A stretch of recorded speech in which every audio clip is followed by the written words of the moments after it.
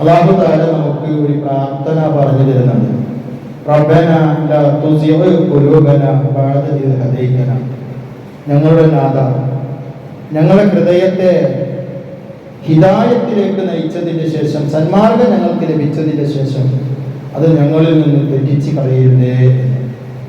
ഹിദായത്തിലുള്ളവരോട്, ലാ ഇലാഹ ഇല്ലല്ലാഹ് മുഹമ്മദ് റസൂലുള്ളാഹി വിശ്വസിക്കുന്നവരോടാണ് ഈ പ്രാർത്ഥന നടത്താൻ അല്ലാഹു പറഞ്ഞത്.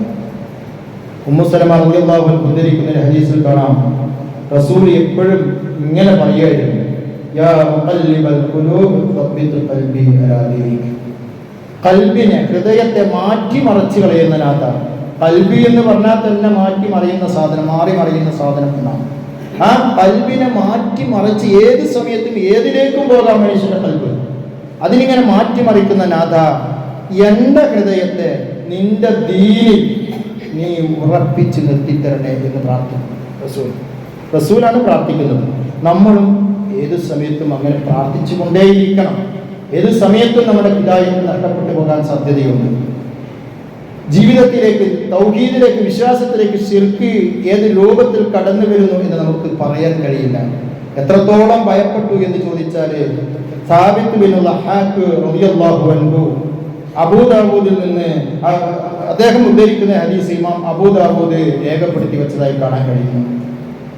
ഒരാള് ബുവാന എന്ന് പറഞ്ഞ സ്ഥലത്ത് വെച്ചൊരു അറവ് നടത്താൻ തീരുമാനിച്ചു. ബുവാന എന്ന് പറഞ്ഞത് മക്കയുടെയും മദീനയും ഇടയിലുള്ള അന്നത്തെ ഒരു പേരാണ്. യലംലമാണ് എന്ന അഭിപ്രായം ചരിത്രകാരന്മാർ എഴുതി വെച്ചതായി കാണാൻ കഴിയും. അവിടെ വെച്ചിട്ട് ഒരു അറവ് നടത്താൻ തീരുമാനിച്ചു. അങ്ങനെ ഈ വിഷയം റസൂലുള്ളാഹി സ്വല്ലല്ലാഹു അലൈഹി വസല്ലമയോട് ചോദിക്കുന്നു. ഞങ്ങൾ ഒരു അറവ് നടത്തും, ഞങ്ങൾ ഒരു ഒട്ടകത്തെ അറക്കാൻ തീരുമാനിച്ചു. പക്ഷെ അത് അറക്കാൻ തീരുമാനിച്ചത് ബുവാനയിൽ വെച്ചാണ്. അപ്പൊ റസൂൽ അവിടെ ചോദിച്ചു, അർത്തോളി പെട്ടെന്ന് റസൂൽ മറുപടി പറഞ്ഞില്ല. റസൂൽ പറഞ്ഞു, എന്താ ബുവാനയ്ക്ക് ഇത്ര പ്രാധാന്യങ്ങൾ കാണുന്നത്?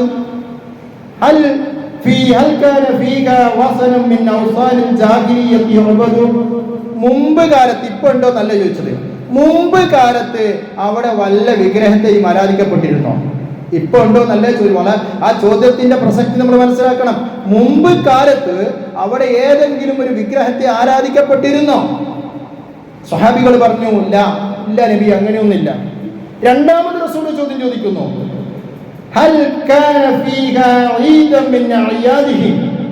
അവിടെ ഏകനായ അല്ലാഹുവിനെ ആരാധിക്കുന്നവർക്ക് പുറമെ മറ്റ് വല്ലതിനെയും ആരാധിക്കുന്ന ആൾക്കാർ അവിടെ ഒരു ആഘോഷം നടത്തിയിരുന്നോ മുമ്പ്? ഇപ്പൊ നടത്തിയിരുന്നോ നല്ല ചോദിക്കുന്നത്. മുമ്പ് നടത്തിയിരുന്നോ? അവർ പറഞ്ഞില്ല, അങ്ങനെ നടത്തിയിട്ടില്ല. എങ്കിൽ അങ്ങനെയൊന്നും ഇല്ലെങ്കിൽ നിങ്ങളത് നിർവഹിച്ചോ?